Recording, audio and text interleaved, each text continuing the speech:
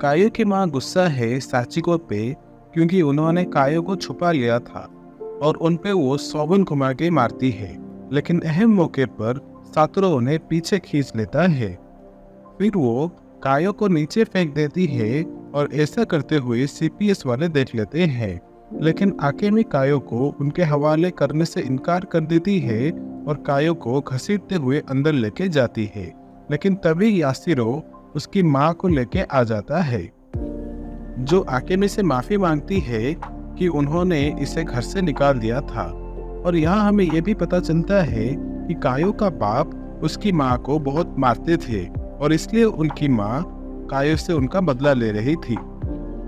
लेकिन ये सब सुन के भी कायो बिल्कुल इमोशनलेस होके खड़ी रहती है।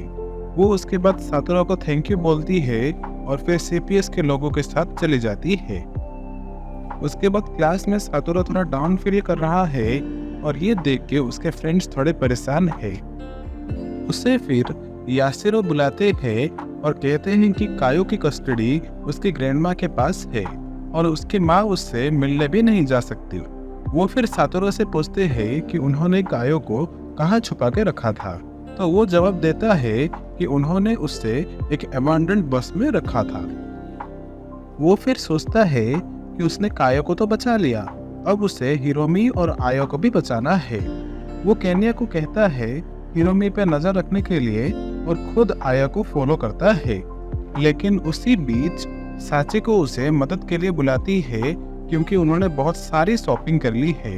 लेकिन उसी दौरान यासिरो भी वहां से जा रहे होते हैं, तो वो इन्हें लिफ्ट दे देते हैं। गाड़ी में वो देखता है कि यासिरो ने बहुत सारे कैंडीज छुपा कर रखे हैं, तो वो कहते हैं कि जब से उन्होंने सिगरेट छोड़ा है तब से वो कैंडीज खा रहे हैं सिगरेट की क्रेविंग को मिटाने के लिए। उसके बाद वो सातोरो और साचिको उसमें से खाना शुरू कर देते हैं। उसके अगले दिन केन्या कहता है सातोरो ने कायो को तो बचा लिया, तो अब वो टेंशन में क्यों है, और अगर उसे कोई चीज बॉदर कर रही है तो ये इसे जरूर बताए ताकि ये इसकी मदद कर सके। उसके बाद ये दोनों हिरोमी के साथ उस अबैंडन्ड बस में जाते हैं, लेकिन देखते हैं कि वहां पर से सारा सामान गायब हो गया है। सातोरो फिर कहता है कि उसे लगता है कि एक सीरियल किलर घूम रहा है जो बच्चों को मार रहा है, और सातोरो कायो को उसकी माँ के साथ साथ उस किलर से भी बचा रहा था। केन्या इस बात पे पूरा बिलीव करता है, हालांकि हिरोमी थोड़ा डाउटफुल है। उस रात जब सातोरो हिरोमी को घर छोड़ने जाता है, तब वो कहती है कि वो भी सातोरो पे बिलीव करती है और वो इसकी मदद जरूर करेगी। उसके अगले दिन सातोरो, केन्या और हिरोमी आया से बात करने जाते हैं और उनके पीछे उनके दो दोस्त भी। स्कूल में जो लड़की कायो को सबसे ज्यादा चिढ़ाती थी, वो खामोश अकेले बैठी है और उठ के कहीं चली जाती है। एपिसोड 10। सातोरो, केन्या और हिरोमी आयो को अपने इंट्रोडक्शन देते हैं, लेकिन वो कुछ खास इम्प्रेस्ड नहीं होती। वहाँ इन्हें ये सब करते हुए काजो और ओसामू देख लेते हैं और एंड में आके आया को और ऑकवर्ड फील करा देते हैं और वो वहाँ से भाग जाती है। उसके अगले दिन सातोरो और उसके फ्रेंड्स अपने हाइडआउट में है और वहाँ आया भी आ जाती है और काजो और उसकी बहुत अच्छी बॉन्डिंग हो रही है। यहाँ स्कूल में हिरोमी सातोरो और केन्या को थैंक यू बोलती है क्योंकि इनकी वजह से वो अकेली फील नहीं करती। उसके बाद वहाँ ओसामू आता है और उनके हाइडआउट पे चलने के लिए कहता है। यहाँ स्कूल में मिसातो के साथ कोई बात नहीं करता और वो बहुत अकेली फील करती है। वहाँ हाइडआउट में सातोरो सोचता है कि हालांकि उसने कायो, आया और हिरोमी को किडनैप होने से तो बचा लिया, फिर भी उसे असली किडनैपर का पता नहीं है। और तभी केन्या उसे पूछता है कि क्या सातोरो डिटेक्टिव प्ले करना छोड़ दिया, तो वो जवाब देता है कि वो अभी भी एक केस पे है।